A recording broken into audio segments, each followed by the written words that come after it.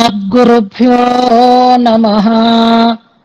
श्रीरङ्गसिंहगिरिदेशिकपादसेवा प्राप्ताखिल द्रविडवेदरहस्यजातम् श्रीगौतमान्वयजमाश्रितभागधेयम् गोपालदेशिकमहम् शरणम् प्रपद्ये। वाधूलान्वयसञ्जातमप्पलार्यतनूभवम् गोपालाचार्य सच्छात्रम् वन्दे वेङ्कटदेशिकम्। श्रीवात्स्य वरदाचार्य पौत्रम् तत्पदसंश्रयम् तातार्यतनयम् वन्दे रघुनाथाह्वयम् गुरुम्। काश्यपान्वय सञ्जातम् नारायणपदाश्रितम् श्रीमन्नारायणम् वन्दे యతీశ్వరశ్రియాజుషం. సద్గ్రంథాధ్యయన సంగోష్ఠిని ఈనాటి వ్యాసంగానికి సాదరంగా ఆహ్వానిస్తూ కలిసి ప్రార్థన చేసుకుందాం. ప్రణామం లక్ష్మణముని ప్రతిగృహ్ణాతు మామకం ప్రసాదయతి యత్సూక్తి స్వాధీనపతికాం శృతిం అనుకల్పభూతమురజిత్పదం సతాం అజహత్రివర్గమపవర్గ వైభవం చలచిత్తవృత్తి వినివర్తన ఔషధం శరణం యతీంద్రచరణం వృణీమహే. శ్రీవత్సచిహ్నమిశ్రేభ్యో నమ ఉక్తిమధీమహే. విదుక్తయస్త్రయీ కంఠే యాంతి మంగళసూత్రతాం. శ్రీయామునార్యపద పంకజ సక్త చిత్తే శ్రీమత్పరాంకుశ గురూత్తమలబ్ధ విద్యే. శ్రీలక్ష్మణే మునివరేర్పిత సర్వభావం శ్రీవత్సచిహ్న గురుమన్వహమాశ్రయామి. జయతు జయతు దేవః కేశవః క్లేశహారీ. జయతు జయతు నాథో భాష్యకారో యతీనాం. జయతు జయతు నిత్యం కూరనాథో మహాత్మా. జయతు జయతు భవ్యా భారతీ తస్య దివ్యా. శ్రీమల్లక్ష్మణయోగినో నియమనం మూర్ధ్నా దధత్సాదరం. శ్రీవత్సాంకగురుత్తమో గుణనిధిర్దేవాధిరాజస్తవం. దివ్యం యం విరచయ్య దృష్టిమతులాం లేభే స ఏషస్తవో. జిహ్వాగ్రే మమ దోషగంధవిధురో నిత్యం సముజృంభతాం. హతావజ్యా హృద్యా గుణగణ సమృద్ధా సుమధురా గభీరా సౌహార్దం మనసి విదధానా విజయతే. యదీయా శ్రీసూక్తి సకలు భగవాన్ భద్రచరితో గురు శ్రీవత్సాంకో నివసతు మదీయే హృది సదా. ఈనాడు గోష్ఠికి స్వాగత వచనాలని తెలియచేస్తూ నిన్నటి పాఠ్యాంశాన్ని సంక్షిప్త మధురంగా మననం చేసి మన ముందు ఉంచినటువంటి మన పద్మని మనసారా అభినందిస్తున్నాను. చురుకుతనము, ఉత్సాహము, శ్రద్ధ, ఆదరం, వినయం అన్నీ కలబోసుకొని సంప్రదాయంలో ఒక అద్భుతమైనటువంటి ఇష్టాన్ని కలిగి ఆ దంపతులు తమ జీవితాన్ని సాగిస్తున్నారు. స్వామి యొక్క సేవాభాగ్యం, సంప్రదాయ అభిరుచి కలిగి ఉండడం, ఇద్దరూ ఒకే రకంగా. వెంకటేశం గారు వినకపోయినా వ్యతిరేకత అయితే లేదు. వినే అంత శ్రద్ధ రావాలి అని కోరుకుందాం. మనం కూడా వింటూ ఉంటే మనస్సు ఇంకా ఆర్ద్రం అవుతుంది. మన అశోక్ కుమార్ గారు వాళ్ళందరూ అందుకే వింటూ ఉంటారు. ఇంకా వినే శ్రద్ధ వారికి రాలేదు, రావాలని ఈ ఏకాదశి పూట మనం ప్రార్థన చేసుకుందాం. ఇద్దరి వంతుగా తానే ఆ బాధ్యతని నిర్వహిస్తూ ఉండేటటువంటి పద్మ ఇవాళ చెప్పిన తీరు చాలా బాగుంది. అంటే చక్కగా బోధపరుస్తున్నట్లుగా చిన్నపిల్లలకి పాఠం చదివి వివరణ చేస్తున్నట్టు ఉండేటటువంటి సన్నివేశం కనిపించింది. ఒక ఎలిమెంటరీ క్లాస్ లో పిల్లలకి ఎలాగైతే ఒక టీచర్ విషయాన్ని బోధపరుస్తూ ఉంటారో ఆ తీరులో చెప్పినట్లుగా అనిపించింది. ఆమె చెప్పినటువంటి విధానం చాలా బాగుంది. అయితే శ్లోకానుసంధానంలో ప్రారంభంలోనే దోషం ఉంది. మరి మీ పుస్తకంలో అలా ఉందో ఏమిటో నాకు తెలియదు. 5 క్రియలని వివరించారు, కానీ విభవం వివృణోతి అనేది క్రియాపదం, విస్తృణీతే అనేది తర్వాత క్రియాపదం. విభవం విస్తృణోతి విస్తృణీతే అన్నారు. 2 చోట్ల స్త్ర అనే పదం వినపడింది. వివృణోతి విస్తృణీతే, ప్రారంభంలోనే దోషం కాబట్టి జాగ్రత్తగా గమనించి ఇంకా మళ్ళీ ఆ దోషం రాకుండా చూసుకోవాలి అనేది ఒక సూచన. అలాగే కృపాం అపారం అనేస్తున్నారు. ఎక్కడ దీర్ఘం ఉందో అక్కడ చూసుకోవాలి, అపారాం అని. ఒక్కొక్కసారి నేను అనుసంధానం చేసినప్పుడు కూడా మీకు అనుస్వార సున్నా వినపడదు, కానీ ఉంటుంది. నేను అంటాను కానీ నా ప్రొనౌన్సియేషన్ లో ఒక్కొక్కసారి నేను దీర్ఘంతో ఆపేస్తున్నట్లుగా వినిపిస్తుంది మీకు ఆడియోలో. కానీ అపారాం అని అక్కడ రాకి దీర్ఘము ఉండాలి, సున్నా కూడా ఉండాలి. అవి రెండు శ్లోకానుసంధానంలో వచ్చినటువంటి చిన్న దోషాలు. వాటిని సవరించుకుంటే సరిపోతుంది. మిగిలినటువంటి అర్థమంతా కూడా చాలా చక్కగా సంక్షిప్తంగా సమన్వయం చేసి చెప్పారు. ఇంకా అందులో మనం ప్రతి క్రియకి కూడా ఒక్కొక్క ఎగ్జాంపుల్ చెప్పుకున్నాము. అది ఏకోముక్తాత పత్ర శ్రీగుణరత్న కోశంలోది చెప్పారు, అలాగే విప్రపత్ని చెప్పారు, అలాగే కృపాం అపారాం దగ్గర ఇంకా మనం శబరి అవి చెప్పుకున్నాం. అవి ఇంకా వివరించవలసిన అవసరం లేదు, తెలిసినదే అనుకోండి. కానీ సమగ్రత అయితే చెప్పిన దాంట్లో స్పష్టంగా ఉంది. అంతేకాదు మీ భావన కూడా బాగుంది. ఏ విషయాన్నైనా మంచి విషయాన్ని మనం మనదైన రీతిలో భావన చేసుకోగలగడం అనేది కూడా ఒక విశిష్టమైనటువంటి సామర్థ్యం. నేనని కాదు, కానీ ఏదైనా మంచిని అలా భావన చేసుకోగలగడం చాలా బాగుంది అని మనసారా అభినందిస్తున్నాను. అలాగే శ్రీరంగేశ జయధ్వజో విజయతే రామానుజోయం ముని. మనం రామానుజుల వారిని రంగనాథుని ధ్వజంగానే భావిస్తాం. మనమందరం కూడా సంప్రదాయ ధ్వజాలం, హనుమధ్వజం అని.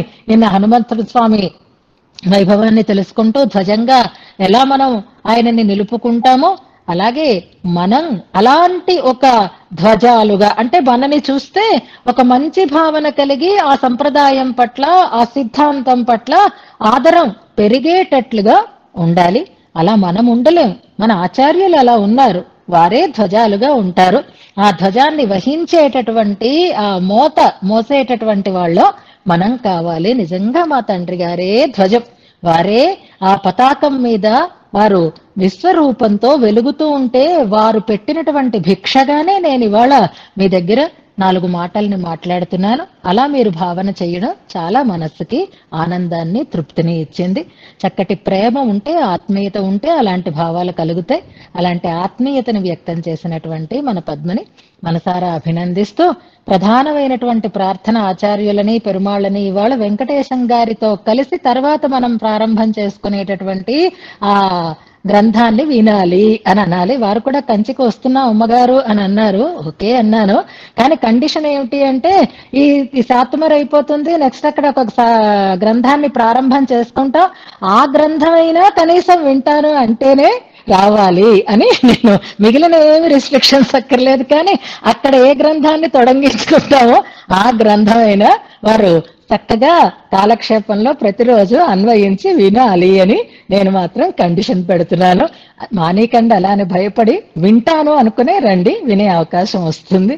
అలా వారికి, ఆ దంపతులకి, ఆ కుటుంబానికి ఆచార్య అనుగ్రహం, భగవద్ అనుగ్రహం పరిపూర్ణంగా ఉండి సద్గ్రంథాచయనం సఫలం కావాలి అని పెరుమాళ్ళని ప్రార్థన చేసుకుందాం. ఇక ఇవాళ ఏకాదశి, మంచి రోజు, మంచి ఘడియలు.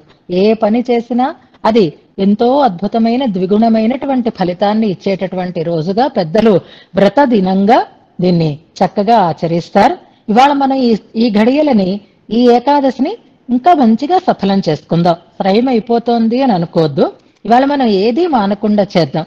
అందులో మొట్టమొదటి ఏది అంటే శ్లోకానుసంధానం స్కిప్ చేయకుండా ఇప్పటి వరకు ఆయన శ్లోకాలన్నీ కలిసి అనుసంధానం చేద్దాం. ఇంకా మధ్యలో మనకి 2 ఏకాదశులు వస్తాయి. ఆ తర్వాత మనం తర్వాత వచ్చే ఆషాఢ శుద్ధ ఏకాదశి మనం ప్రయాణ సన్నద్ధంగా ప్రయాణంలో ఉంటాం. అందుకని ఈ 3 ఏకాదశులు మనం శ్లోకానుసంధానం పరిపూర్ణంగా చేసుకుంటూ ముందుకు సాగుదాం.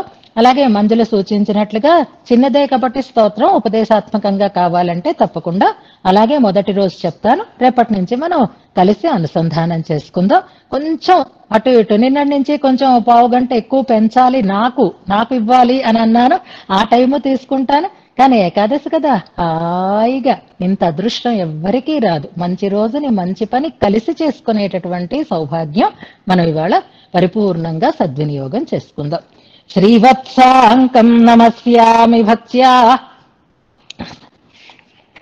గురుశిఖామణిం యస్య రత్నాయతే పంచస్తవీ స్తోత్రసరేద్భుతా స్వస్తి హస్తి గిరిమస్తశేఖరः సంతనోతు మయి సంతతం హరిః నిస్సమాభ్యధికమభ్యధత్తయం దేవమౌపనిషదీ సరస్వతి శ్రీనిధిం నిధిమపారమర్థినామర్థితార్థపరిదానదీక్షితం సర్వభూతసుహృదం దయానిధిం దేవరాజమధిరాజమాశ్రయే నిత్యమింద్రియపథాతిగం మహో యోగినామపి సుదూరగం ధియః అప్యనుస్రవశిరస్సు దుర్గ్రహం ప్రాదురస్తి కరిశైలమస్తకే వల్లికాశ్రుతిమతల్లికామయీ యేన పల్లవిత విశ్వశాఖయా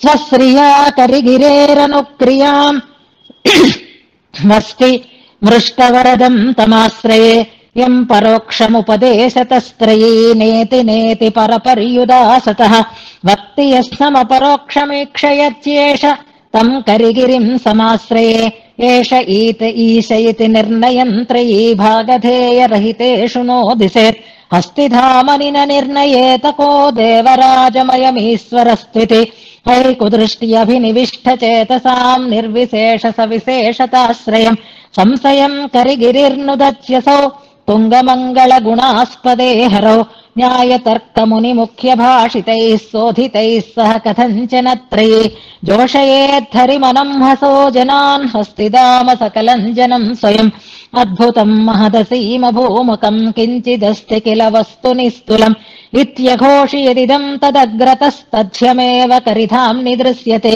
సంవదేత కిల యత్ప్రమాంతరైస్తత్ప్రమాణమితి ఏహి మే నిరే తన్మతేపి కిల మానతాంగతా హస్తినాద్య పరవస్తుని త్రయీ గుణాయత్తం లోకే గుణిషిహిమతం మంగళపదం విపర్యస్తం హస్తిక్షితిధరపతే తత్త్వయి పునః గుణాః సత్యజ్ఞాన ప్రభృతయ ఉతత్వద్గతతయా సుభీభూయం యాతా ఇతి నిర్ణయిష్మశ్రుతివశాత్ నిరాబాధం నిత్యం నిరవధి నిరంహో నిరుపమ సదా శాంతం శుద్ధం ప్రతిభటమవద్యస్య సతతం పరం బ్రహ్మాంనాతం శృతిశిరసి యత్తద్వరదతే పరం రూపం సాక్షాదిదమపదం వాంగ్మనసయోః ప్రశాంతానంతాత్మానుభవజమహానందమహిమ ప్రసక్త స్థైమిత్యానుకృత వితరంగార్ణవదశం పరం యత్తే రూపం స్వసదృశదరిద్రం వరద తత్ త్రయీ విస్ప్రక్షంతే పరనిరసనే శ్రామ్యతి పరం న వక్తుం న శ్రోతుం న మనితుమథోపాసిశిషితుం న చ ద్రష్టుం స్పృష్టం తదను న చ భోక్తుం హి సుసకం పరం యద్వస్తూక్తం నను వరద సాక్షాత్ తదసి భో కథం విశ్వస్మై త్వం కరిగిరి పురస్తిష్టసైః ప్రకృష్టం విజ్ఞానం బలమతులమైశ్వర్యమఖిలం విమర్యాదం వీర్యం వరద పరమాసక్తిరపి చ పరం తేజశ్చేతి ప్రవర గుణషట్కం ప్రథమజం గుణానాం నిస్సీమ్నాం గణన విగుణానాం ప్రసవభూః గుణైః షడ్భిస్త్వేతైః ప్రథమతరమూర్తిస్తవ బభో తతస్త్రిస్త్రస్తేషాం త్రియుగయుగళైర్హి త్రిభిరభుః వ్యవస్థాయా చైషానను వరద సావిష్కృతివశాత్ భవాన్ సర్వత్రైవ త్వగణిత మహామంగళగుణః ఇయం వై యూహి వై స్థితిరథ కిలేచ్ఛా విహృతయే విభూతీనాం మధ్యే సురనరతిరశ్చామవతరన్ సజాతీయస్తేషామితి తు విభవాఖ్యామపి భజన్ కరీసత్వం పూర్ణో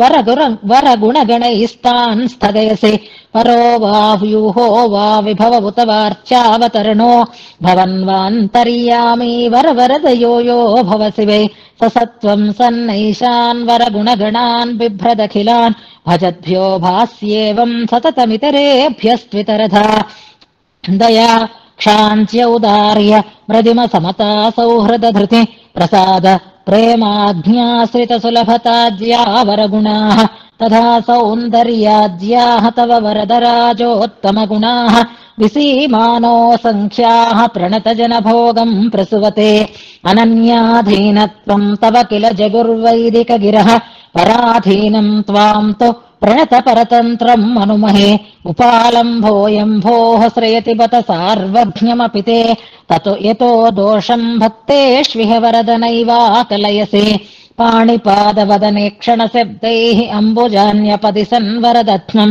బాహుభిస్త్వతి విశాలతమాలాం ఆంజనం కరిగిరేరసి శృంగం త్వాముదారభుజమున్నసమాయత్కర్ణపాస పరికర్మ సదంసం ఆయతాక్షమభిజాతకపోలం పారణీయతి వరప్రదదృంమే నీలమేఘనిభమంజన పుంజశ్యామకుంతలమనంతశయం త్వాం అబ్జపాణిపదమంబుజనేత్రం నేత్రసాత్కురు కరీశ సదా మే త్వచ్చ దృక్చ నిపిపాసతి జిహ్వా విఫ్వలా శ్రవణవత్పరవృత్తౌ నాసికా త్వయి కరీశ తథేతి ప్రాప్నుయాం కథమిమాం స్వేదవస్థాం ఆధిరాజ్యమధికం భువనానాం ఈశతేऽपि సునయన్ కిల మౌళిః తూళికామణి సహస్రమరీచేః హస్తిభూషణ భవత్యుదయాద్రిః ఉద్ధరత్యుపరిభక్త జనానిత్యూర్ధ్వతాశ్రయణ సూచిత శక్తిం ఊర్ధ్వపుండ్రతిలకం బహుమానాత్ కిం బిభర్షి వరద స్వలలాటే కర్ణికా తవ కరీస కిమేషా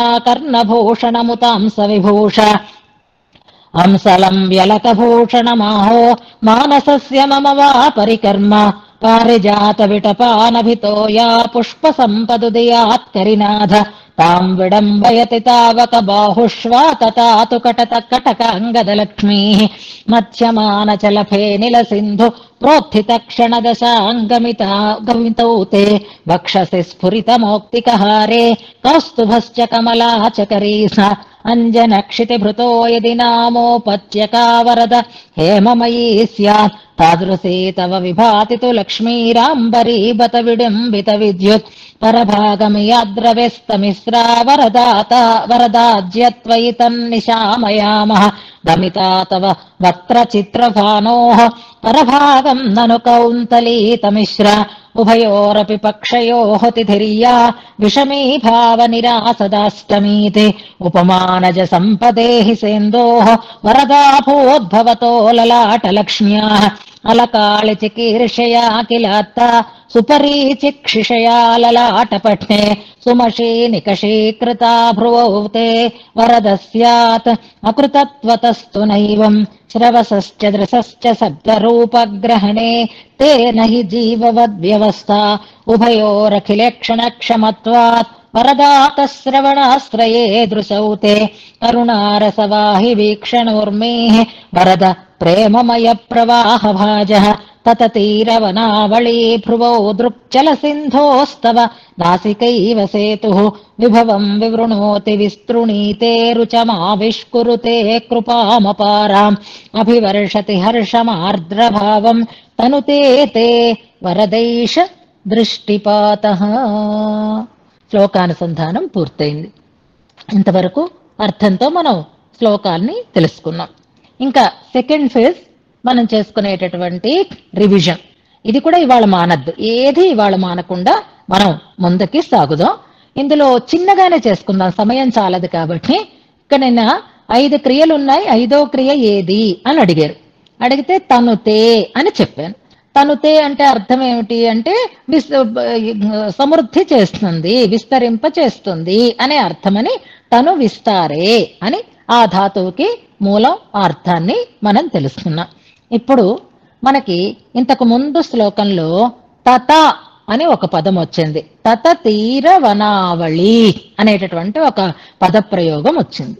తత అనే పదం ఈ శ్లోకంలో చూస్తున్నాం మనం. ఆ తత అనే పదం ఒకటి, ఆ తా అనే పదం ఒకటి ఇంతకు ముందు 2 శ్లోకాలలో వచ్చాయి. ఏ శ్లోకాలలో వచ్చాయో గుర్తిస్తే చాలు. 35వ శ్లోకం అంటున్నారు. అది ఇప్పుడు తతా చెప్పినదే 35, అది చెప్పక్కర్లేదు, అది చూసే కదా మనం క్వశ్చన్ అడుగుతున్నాము. అంతకు ముందు 2 శ్లోకాలలో ఆతత అని ఒక పదం వచ్చింది, ఆత్త అని ఒక పదం వచ్చింది. ఆతత అనేటటువంటి పదం ఏ శ్లోకంలో?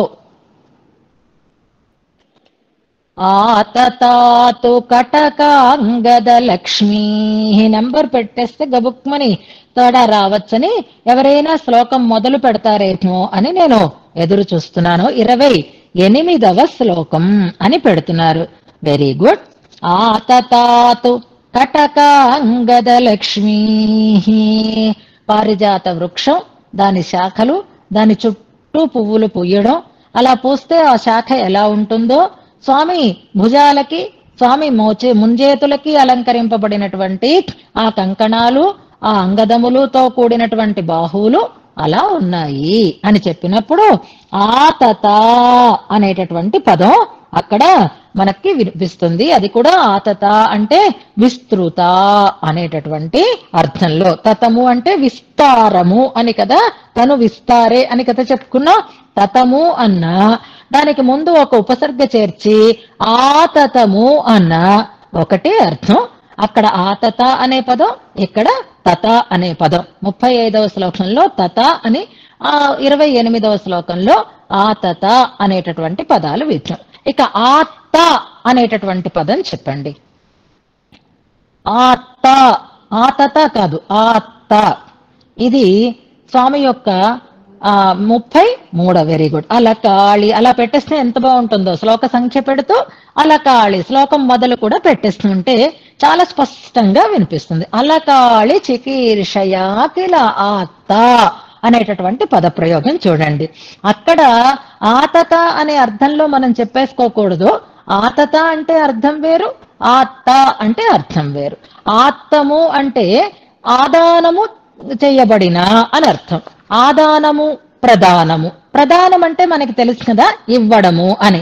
ఆదానము అంటే స్వీకరించటము అని అర్థం. ఆత్త అంటే గ్రహించిన, స్వీకరించిన అనే అర్థం అన్నమాట. అక్కడ కూడా ఆ అనేది ఉపసర్గ. ఆత్త అంటే ఆదానము చేయబడిన, అంటే స్వీకరింపబడిన, తీసుకొనబడిన అనే అర్థంలో ఆత్త అనే పదము. ఆత్త అంటే స్వీకరించిన, ఆతత అంటే విస్తృతముగా ఉన్న, తత అంటే విస్తారముగా ఉన్న అని ఆ 3 పదాలు మనకి ఒకేలా వినిపిస్తాయి. అందులో ఆత్త అన్నదానికి అర్థం వేరు అని గ్రహిస్తూ ఇవాళ రివిజన్ ని మనం పరిపూర్ణం చేసుకుందాం. ఇప్పుడు మనం శ్లోక అర్థ అనుసంధానాన్ని ప్రారంభం చేసుకుంటున్నాం. నిన్నటి శ్లోకంలో స్వామి యొక్క దృష్టిపాత వైభవాన్ని మనకి చెప్పారు. ఈ శ్లోకానికి శ్రీగుణరత్న కోశంలో ఉండేటటువంటి ఒక శ్లోకానికి బాగా ఇందులో స్వామి దృష్టిపాతం వల్ల కలిగేటటువంటి, దృష్టిపాతానికి ఉండే గొప్పతనం అంతా అమ్మ చూపులకి కూడా ఉంది అని ఒక శ్లోకంలో చెప్పారు. ఇవాళ మనం చెప్పుకోవద్దు, కానీ ఆ శ్లోకాన్ని ఇక్కడ మీరు నెంబర్ రాసి పెట్టుకోండి. ఆనందాత్మభిరీశ మజ్జన మద అనేటటువంటి శ్లోకం అక్కడ రాసుకోండి. ఆ శ్లోక సంఖ్య, ఆ శ్లోకం మొదలు అక్కడ రాసుకోండి. రేపో ఎప్పుడో చెప్తాను, సమయం వచ్చినప్పుడు చెప్తాను. ఇవాళ మనకి చాలా టాస్క్లు ఉన్నాయి కాబట్టి ఇవాళ వద్దు. ఇందులో విభవం వివృణోతి అనే 5 క్రియాపదాలతో వైభవం ఎలా చెప్పబడిందో అక్కడ కూడా అమ్మ చూపుల వల్ల కలిగేటటువంటి లాభాలను మనకి చెప్తున్నారు. అందులో ఐశ్వర్యోద్గమగద్గదై అనేటటువంటి పదం ఉంటుంది చూసారా, ఆ శ్రీగుణరత్న కోసం శ్లోకంలో ఐశ్వర్యోద్గమగద్గదై అంటే ఆ అమ్మ చూపులు నిండైన ఐశ్వర్యంతో తొట్టుపాటు పడుతూ ఉంటాయి అని అంటారు. విభవం వివృణోతి అనేది అక్కడ మనకి స్పష్టంగా అమ్మ నేత్రపాతము అలాంటి వైభవాన్నే కలిగిస్తుంది, స్వామి నేత్రపాతము దృష్టిపాతము అలాంటి వైభవాన్నే కలిగిస్తుంది అని ఇవన్నీ కంపేర్ చేసుకుంటూ చిన్న చిన్న టాస్కుల్లాగా మీరు చేతురు గాని తర్వాత ఈ శ్లోకము ఆ శ్లోకము రెండిటి అర్థాలు చదువుకొని ఇందులో అందులో సమానంగా ఉండే ఫీచర్స్ కంపారిటివ్ గా ఒక 5 నిమిషాలు 10 నిమిషాలు అంతే, చాలా బాగుంటుంది. అలాంటివి కూడా మనం ప్రాక్టీస్ చేద్దాం. ఇక్కడ ఆ శ్లోకాన్ని మీరు రాసి పెట్టుకోండి, సరిపోతుంది. ఇక నిన్నటి శ్లోకంలో ఉన్న కృపాం అపారాం ఆవిష్కురుతే అన్న చోట ఆ కృపని, అపారమైనటువంటి కృపని ఆవిష్కరిస్తుంది అనే మాట దేన్ని బట్టి చెప్తున్నారు అని అనంటే, స్వామి వరదరాజస్వామికి ఎన్నో వ్యవహార నామాలు ఉన్నాయి. వరాలను ఇస్తాడు కనుక వరదుడు, దేవాధిదేవుడు కనుక దేవరాజు, ఇలా ఆయన గురించినటువంటి నామాలు రకరకాలుగా మనం సంబోధనల ద్వారా వింటూ ఉంటాం. వరవరదుడు ఇలా రకరకాలుగా విన్నాం కదా. అందులో మనకి ఆయనని పేరరుళాళం అని పిలుస్తున్నారు అని అనుకున్నాం. పేరరుళాళం ఇది తమిళంలో అక్కడ ఉండేటటువంటి స్వామిని వ్యవహరించేటటువంటి నామం. అరుళ్ అంటే కృప అనర్థం, అరుళాళన్ అంటే కృప కలవాడు అనర్థం, పేరరుళ్ అంటే చాలా మిక్కిలి కృప కలిగిన వాడు. అందుకే కృపాం అని ఊరుకోలేదు నిన్నటి శ్లోకంలో, అపారాం కృపాం అనడంలో పేరరుళాళన్ అనేటటువంటి స్వామి నామానికి కారణమేమైంది, ఆ నామ సార్థక్యాన్ని ఏది కలిగిస్తోంది అంటే స్వామి నేత్రములో నిండైనటువంటి కృప తొణికిసలాడుతూ ఉండడమే పేరరుళాళన్ అనేటటువంటి నామాన్ని సార్థకం చేస్తోంది. అసలు అందువల్లే ఆ పేరు ఆయనకి వచ్చింది అని. ఆ పేరరుళాళన్ పెరిందేవి తాయార్, ఇద్దరి పేర్లు కూడా అలాగే మనకి ప అనే అక్షరంతో మొదలవుతాయి. పేరరుళాళన్ అనే పేరు ఆయనది. ఆ పేరుని సార్థకం చేస్తోంది. ఆ మనస్సులో ఉండేటటువంటి కృపని నేత్రములు వ్యక్తం చేస్తున్నాయి కనుకే ఆవిష్కృతే కృపాం అపారాం అన్నారు అని అక్కడ స్వామి నామధేయం. మనమంటే ఇక్కడ వరదరాజు అంటాం, హస్తగిరీసుడు అంటాం, కరీసుడు అంటాం. ఇవన్నీ రకరకాలైనటువంటి వైభవాన్ని చెప్పేవి అయితే అసలైన నిలకడ అంటే ఇప్పుడు చూడండి, కృష్ణావతారం అంటే సౌలభ్యం అనే గుణాన్ని తెలియచేస్తుంది అంటారు. రామావతారం అంటే సౌశీల్యం అనే గుణాన్ని తెలియచేస్తుంది. రామావతారం శరణాగత రక్షణం కోసం. ఇలా ప్రత్యేకతను ఎలా పెట్టుకుంటామో అలాగే అర్చామూర్తులలో అద్భుతమైన కృపా సంపన్నుడైనటువంటి వాడు ఆయన. కాబట్టి ఆయన పేరు పేరరుళాళన్. ఆ నామ సార్థక్యాన్ని ఈ శ్లోకంలో వివరించారు అని ఆ శ్లోకాన్ని మనం పరిపూర్ణం చేసుకుంటూ ఇప్పుడు వారి తర్వాతి శ్లోకాన్ని అనుసంధానం చేద్దాం. ఇప్పుడు ఈ తర్వాతి శ్లోకంలో వర్ణనీయమైనటువంటి అంశం ఏది, ఏ అవయవాన్ని వర్ణిస్తున్నారు, ముఖమండలంలో ఉండేటటువంటి ప్రత్యవయవాన్ని అనుభవిస్తున్నారు కదా. నేత్రాలని 3 శ్లోకాలలో చెప్పారు. అందులో 2వ శ్లోకంలోనే నాసిక కూడా మనకి చెప్పబడింది. ఇప్పుడు లలాటం చూసాం, కనుబొమలని చూసాము, నేత్రాలని సేవించాము, నాసికని సేవించాము. ఇప్పుడు ఆ కిందన ఉండేటటువంటి అధరము, ఆ అధరం విడితే మెరిసేటటువంటి పలువరస, దీన్ని సేవిస్తున్నారు ఈ శ్లోకంలో. తర్వాతి శ్లోకంలో కూడా అరుణాధర పల్లవేల సంతి వరదాసౌ ద్విజ చంద్ర చంద్రికాతే అధివిద్రుమమస్త నిస్తలాళీరుచం ఆవిష్కురుతే పుష్కరాక్ష. చాలా స్పష్టంగా ఎదురుగా నిలబడి హాయిగా స్వామితో మాట్లాడుతున్నట్టుగా చెప్తున్నారు ఈ శ్లోకాన్ని. కాఠిన్యం ఏమీ ఉండదు. భావిస్తే మనం కూడా స్వామితో అలా మాట్లాడుతున్న భావన మనకి కలుగుతుంది. ఇందులో ఇంతవరకు మనం స్వామిని గురించి చెప్పుకున్నప్పుడు ఆయనని ఒక దయాసింధువుగా మనం చెప్పుకుంటూ వస్తున్నాం.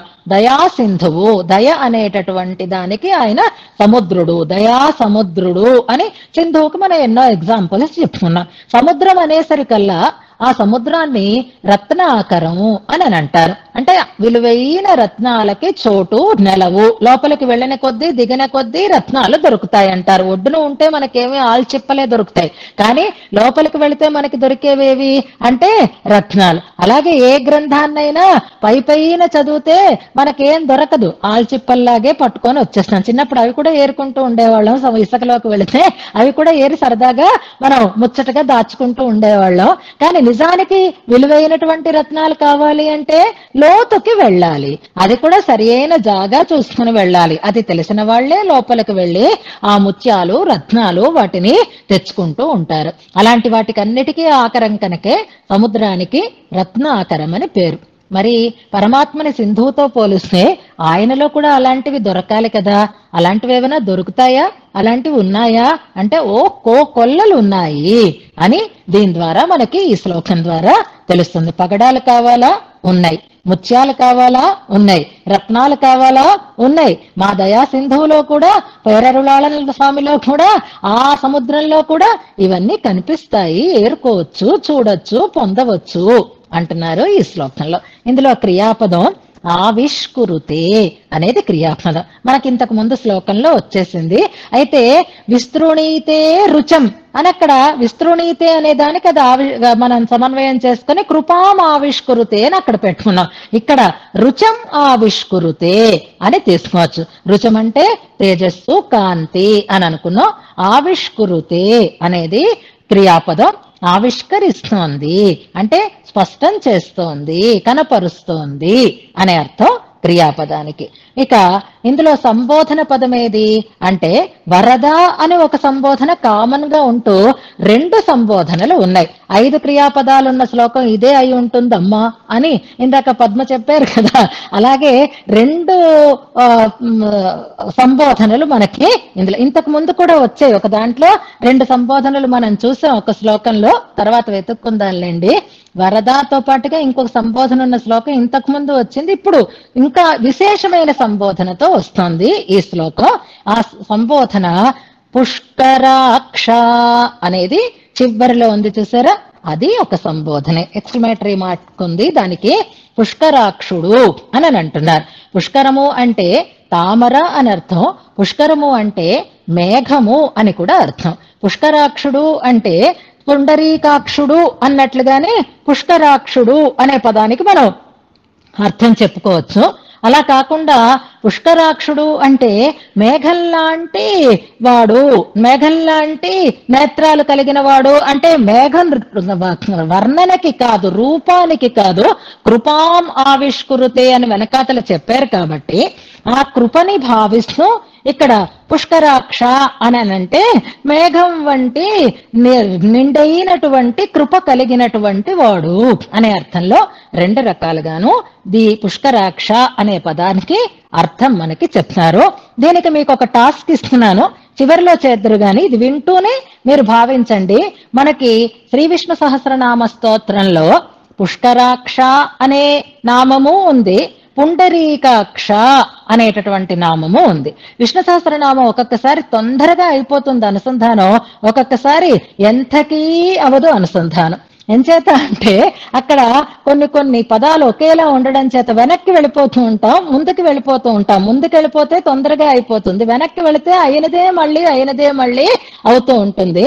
అందులో మనకి స్వయంభూ శంభురాదిత్య పుష్కరాక్షో మహాస్వనః అనేటటువంటి ఒక శ్లోకం దగ్గర పుష్కరాక్ష అనే పదం ఉంటుంది. అలాగే వారుణో వృక్షః పుష్కరాక్షో మహామనాః అని ఒక శ్లోకం ఉంటుంది. నేనే చెప్పాను, మళ్ళీ మీరు పాఠం వినకుండా విష్ణు సహస్రనామం చూస్తూ ఉంటారు అని. పుండరీకాక్ష అది ఎలాగా మీరు తర్వాత గుర్తిద్దాం, ఇక్కడ ఆ పదం లేదు కాబట్టి అర్థం సమానానికి పుండరీకాక్ష అని అనుకుంటా. పుష్కరాక్షో మహాస్వనః పుష్కరాక్షో మహామనాః అని 2 ఒక్కలా ఉండేసరికి ఇక్కడి నుంచి అటు దూకేస్తాం మనం, లేదా అటు నుంచి మనం అంతవరకు వెళ్ళి మళ్ళీ మహాస్వనః దగ్గరికి వచ్చి మళ్ళీ మొదటికి వస్తూ ఉంటాం. ఇలాంటివి చాలా మనకి విష్ణు సహస్రనామంలో ఉంటూ ఉంటాయి. 2 సార్లు పుష్కరాక్ష అనే నామం వచ్చినప్పుడు భట్టర్ వారి వ్యాఖ్యానంలో ఒకసారేమో పుండరీకముల వంటి నేత్రములు అని, తామరల వంటి నేత్రములు అని ఒకసారి నామానికి అర్థం చెప్తారు. పునరుక్తి రాకుండా ఉండాలి అని తర్వాత వచ్చినటువంటి పుష్కరాక్ష శబ్దానికి మేఘం వంటి కన్నులు కలిగినవాడు అని అర్థం చెప్తారు. ఇక్కడ పుష్కరాక్ష అనే పదాన్ని మనం తామరల వంటి నేత్రాలు అని అనుకోవచ్చు, దానికి ఒక సమన్వయం చేస్తారు. మేఘముల వంటి నేత్రము అంటే కరుణామపారం అన్నారు కాబట్టి ఆ కరుణ ఇంకా ఇందులో మనకి స్పష్టం చేస్తున్నారు. అసలు ఇందులో వరద అంటే చాలు కదా, పుష్కరాక్షాన్ని ఎందుకు, మళ్ళీ 2వ సంబోధన ఎందుకు అంటే ఆ కనులని వదిలి రాలేకపోతున్నారు కూరత్తాళ్వాన్. కానీ మనలాగే టైం అయిపోతుందని బెంగ కదా, అందుకని ఇంకా చెప్పుకోవాలనున్నా వదిలి రాక తప్పదు.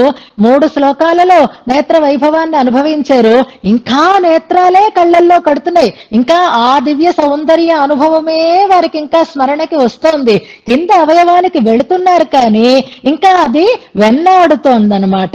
అందుకని పుష్కరాక్ష అనకుండా ఉండలేకపోతున్నారు. వరద అని సంబోధన చెప్పినా మళ్ళీ చివరిలో పుష్కరాక్ష అని 2వ సంబోధనని కూడా మనకి తెలియచేస్తున్నారు అనుకుంటున్నా. సో సంబోధన పదాలు రెండు. మీరు శ్లోకాలు విష్ణుసహస్రనామ శ్లోకాలు పెడుతున్నారనుకోండి, మరి అందులోంచి ఇక్కడికి వచ్చేద్దాం.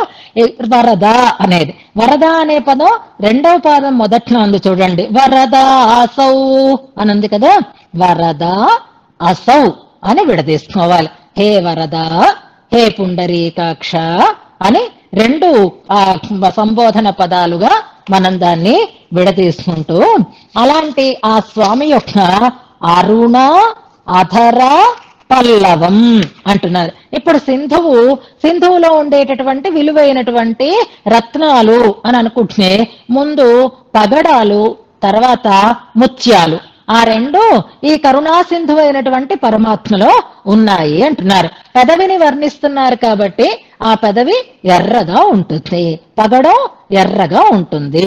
పదవిని కెమ్మోవిని పగడంతో పోలుస్తూ ఉంటారు. ఇవి పాటలలో కవితలలో మనకి కనిపిస్తూ ఉంటుంది. అరుణ అధర పల్లవం అంటున్నారు. అరుణమైన ఎర్రనైనటువంటి అధర పల్లవం. అధరం అనేటటువంటి పల్లవం, పల్లవం అంటే చిగురు అని అర్థం. చిగురు ఏ ఎరుపు రంగులో ఉంటుందో, ఏ అందమైనటువంటి రంగులో ఉంటుందో అలాంటి అరుణ అధర పల్లవయే ఆ అధర పల్లవమునందు అంటే అధరమునందు లసంతి చక్కగా ప్రకాశిస్తోందిట. ప్రకాశం బాగా ఉండడానికి పరభాగం అన్న చోట మనం చెప్పుకున్నామే కలర్ కాంట్రాస్ట్ అని, వర్ణోత్కర్ష అని చెప్పుకున్నామే. అప్పుడు మనం పగడము ముత్యము, అధరము పలువరస, ఇలాగా పరభాగ శోభ అంటే ఎలా ఉంటుంది అని మనం చెప్పుకున్నాం. ఇప్పుడు స్వామి ఆ వదనారవిందాన్ని చూస్తున్నారు. అరుణ అధర పల్లవే అంటున్నారు. అరుణాధరే లసంతి అంటే చాలు, కానీ అధరాన్ని పల్లవంతో కూడా పోలుస్తున్నారు. దానికి మనం వివరణని తర్వాత చేస్తున్నాం. పల్లవం అంటే చిగురు, చిగురు దేనికి ఉంటుంది? కొమ్మకు ఉంటుంది. కొమ్మ దేనికి ఉంటుంది? వృక్షానికి ఉంటుంది కదా. ఇక్కడ కొమ్మ చిగురు ఇలా చెప్తున్నారు అంటే దేనికి చెప్తున్నారు అనేది వ్యాఖ్యానంలో మనం చెప్పుకుందాం. ఇక్కడ అధరం పల్లవం లాంటి అధరం, ఎర్రటి అధరం అన్నమాట. ఎర్రటి అంటే భయంకరమైన రెడ్ సిగ్నల్ లాంటి ఎరుపు కాదు, ఆ తామ్రత అందమైన పగడం లాంటి ఎరుపు, లేత చిగురు లాంటి ఎరుపుతనం కలిగినటువంటి అధరం మీద లసంతి బాగా ప్రకాశిస్తోందిట. వరద ఇది ముందే పెట్టేసుకున్నాం. హసౌ హసౌ చెప్పేనా, ఏషః దృష్టిపాత అన్నారు. దగ్గరగా ఉన్నారు కూరచాళ్వార్, వరదరాజస్వామి సన్నిధిలోనే ఉన్నారు, వరదరాజస్వామిని సేవిస్తూనే ఉన్నారు. అందుకని ఆయన హసౌ కనిపిస్తోంది, ఎదురుగా నవ్వుతున్నాడు ఆయన. పెదవి విడింది, పెదవి ఎర్రగా ఉంది, ఇంకా ఎర్రగా కనిపిస్తోంది. ఎందుకంటే లోపల నుంచి ఆ దంత పంక్తి తెల్లగా ప్రకాశిస్తోంది అన్నమాట. ఏమిటా దంత పంక్తి ఎలా ప్రకాశిస్తోంది అంటే ద్విజ చంద్ర చంద్రిక అంటున్నారు. ద్విజములు అంటే పళ్ళు అని అర్థం. పళ్ళు, ద్విజం అంటే 2 సార్లు పుట్టినది అని అర్థం. బ్రాహ్మణులని ద్విజులు అంటారు. ఎందుకంటారు అంటే వాళ్ళు మామూలు పుట్టుక ఒకసారి, ఉపనయనం అయిన తర్వాత మళ్ళీ అసలు శుద్ధ బ్రాహ్మణ జన్మని పొందుతారు. మొదటి పుట్టుక కాదు, రెండవసారి ఉపనయనం అయిన తర్వాతే జన్మ వాళ్ళకి సరి అయినటువంటి బ్రాహ్మణ జన్మ ఉంటుంది కనుక వాళ్ళని ద్విజులు అని చెప్తారు. అలాగే గుడ్డులోంచి వచ్చేటటువంటి పిల్ల, ఇది పక్షులు ముందు గుడ్లు పెడతాయి, తర్వాత అందులోంచి పిల్లలు బయటికి వస్తాయి, అది ద్విజము అనబడతాయి పక్షులు కూడా. అలాగే పన్ను కూడా ద్విజం. ఎందుకంటే మనకి పుట్టినప్పుడు ఉన్న పళ్ళు, పుట్టినప్పుడు అసలు పళ్ళే ఉండవు, తర్వాత పాలపళ్ళు వస్తాయి, ఆ తర్వాత పాలపళ్ళు ఊడిపోయి మళ్ళీ గట్టి పళ్ళు మనకు వస్తాయి. అందుకని పన్ను, అలాగే పక్షి, అలాగే బ్రాహ్మణుడు, ఈ ముగ్గురికి కూడా ద్విజులు అని నామం అన్నమాట. ఇక్కడ ఈ ద్విజ శబ్దం పంటిని పలువరసని చూపిస్తోంది. ద్విజ చంద్ర చంద్రిక, ఆ ద్విజము ఆ పన్ను చంద్రునిలాగా ఉన్నాయి. అంటే తెల్లగా చల్లగా మంచి స్వచ్ఛతని కలిగి ఉన్నాయి. ఆ ద్విజ చంద్రుని యొక్క చంద్రిక అంటే వెన్నెల బాగా అరుణాధర పల్లవ మీద చక్కగా ప్రకాశిస్తూ ఉంది. లోపల దంతపంక్తి కనిపిస్తోంది. ఆ ఒక్కొక్క పన్ను ఒక్కొక్క చంద్రుడిలా ఉంది. ఆకాశంలో అయితే ఒక్క చంద్రుడే ఉంటాడు, కానీ ఆయన అధర పల్లవం మీద ప్రకాశిస్తూ ఉండేటటువంటి చంద్రుళ్ళు ఎంతమంది ఉన్నారు అంటే 16 పళ్ళు అని అంటారు కదా.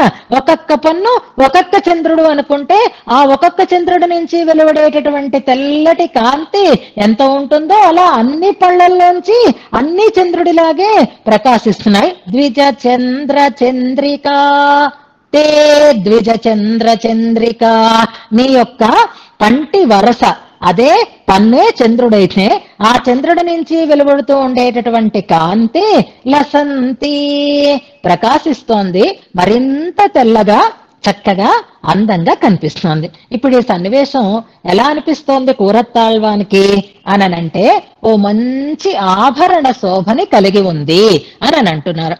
ఆ ఆభరణం ఎలా తయారు చేయబడిందిట అంటే పగడాల వరుస, అంటే రౌండ్గా పగడాలని పొదిగేరు ఒక ఆభరణం తయారు చేయడానికి. ఆ పగడాల మీద వరుసగా ముత్యాలని పొదిగేరు. ఓ పెండెంట్ అనుకుందాం మనం. ఆ పెండెంట్ కి రౌండ్ గా పగడాలు వేసి ఆ పైన ఆ మధ్యలో ఇలా లైన్ గా ముత్యాలని పొదిగేరే అనుకోండి, అది ఎలా అందంగా ఉంటుందో అలా ఉందిట స్వామి యొక్క అధర వైభవం. అధరం పై పదవి కింద పదవి కొడితే రౌండ్ గా పగడాలు ఉన్నట్టుగా ఉంది, పలువరుస లైన్ గా ఉంది, అది ముత్యాల వరసలాగా కనిపిస్తోంది. అధి విద్రుమో అంటే పగడమునందు పగడములయందు అనుకోవాలన్నమాట. విద్రుమం అంటే పగడం అని అర్థం. అధి విద్రుమం అంటే పగడమునందు అస్త నిస్తలాళీ రుచం. అస్త అంటే పొదగబడిన ఉంచబడిన అని అర్థం. నిస్తలం అంటున్నారు. నిస్తలం అంటే ముత్యం అని అర్థం. నిస్తలాళి అంటే ముత్యముల వరుస అని అర్థం. ఇంతకు ముందు అలకాళి, అలాగే వనాళి ఇలాంటి పదాలు మనకు వచ్చాయి కాబట్టి ఆళి అంటే వరుస అని అర్థం. అస్త నిస్తలాళీ రుచం పగడముల యందు పొదగబడినటువంటి ముత్యముల వరుసని ఆవిష్కృతే ఆవిష్కరిస్తోంది అంటున్నారు ఈ శ్లోకంలో. అంటే స్వామి యొక్క పెదవి పగడంలాగుంది, స్వామి యొక్క దంతపంక్తి చంద్రకాంతులని వెదజల్లుతూ ఉంది. ఆ పగడం అధర పల్లము చంద్రకాంతిని వెదజల్లుతున్నట్లుగా ఉంది. అది ఎలా కనిపిస్తోంది అంటే పగడములందు చుట్టూ పగడాలు వేసి మధ్యలో ముత్యాలని వరుసగా పొదిగితే ఎంత అందంగా ఉంటుందో అలా ఉంది స్వామి యొక్క అధరకాంతి, అలా ఉంది స్వామి యొక్క పలువరుస అని భావన చేస్తున్నారు ఇందులో. ఇప్పుడు ఒకసారి వరుసగా ప్రతిపదార్థం చెప్తాను, గమనించండి. హే వరద పుష్కరాక్ష అని 2 సంబోధనాలు చెప్పు. తే నీ యొక్క అసౌ ఈ ద్విజ చంద్ర చంద్రిక పలువరుస అనేటటువంటి చంద్రునుల యొక్క కాంతి, చంద్రకాంతి వెన్నెల అని అర్థం అన్నమాట. అది అరుణాధర పల్లవే లసంతి ఎర్రనై పల్లవము వంటి అధరమునందు ప్రకాశిస్తూ ఎలా ఉంది అంటే అధి విద్రుమం పగడమునందు అస్త పొదగబడిన నిస్తలాళీ రుచం నిస్తలాళి ముక్తావళి యొక్క రుచం కాంతిని ఆవిష్కృతే హి ఆవిష్కరిస్తోంది కదా అంటున్నారు ఈ శ్లోకంలో. చక్కటి భావన చేస్తున్నారు. ఇందులో మనం 2 రకాలుగా విడదీసుకుంటే 2 కవులు మనకి చెప్పినటువంటి భావన కూరత్తాళ్వాన్ ఈ శ్లోకంలో ఆవిష్కరిస్తున్నారు అని అనుకోవాలి. ప్రమాణ తిరట్ ఏం చదవాలో మీకు నేను చెప్పలేదు కదా, దానికి ఇది ఒక అద్భుతమైనటువంటి భావన. మనకి దేని నుంచి తీసుకున్నారు, ఎవరి భావన ఇది అనంటే పెరియాళ్వార్ తిరుముళి అని ఒక దివ్య ప్రబంధం. ఎప్పటికైనా మనం పూర్తిగా చదువుకుందాం, శనియోంగు అవి చదివేసుకున్నాం, కానీ పెరియాళ్వార్ తిరుముళి పూర్తిగా అనుసంధానం చేసుకుందాం మనం. ఆ పెరియాళ్వార్ తిరుముళిలో ఆ యశోద భావనతో పెరియాళ్వార్లు ఆ చిన్ని కృష్ణుని బాల్య అనుభవాన్ని చేస్తారు. పుట్టిన దగ్గర నుంచి ప్రతి చేష్టని అనుభవిస్తూ వస్తారు. అందులో మొదటి దశకం అయితే పిల్లలు నెల నెల పెరుగుతూ ఎలాంటి చేష్టలు చేస్తారో ఆ చేష్టలన్నింటినీ చెప్తారు.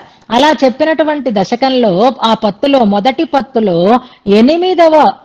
మొదటి శతకంలో 8వ పత్తులో 2వ పాశురాన్ని గమనించండి.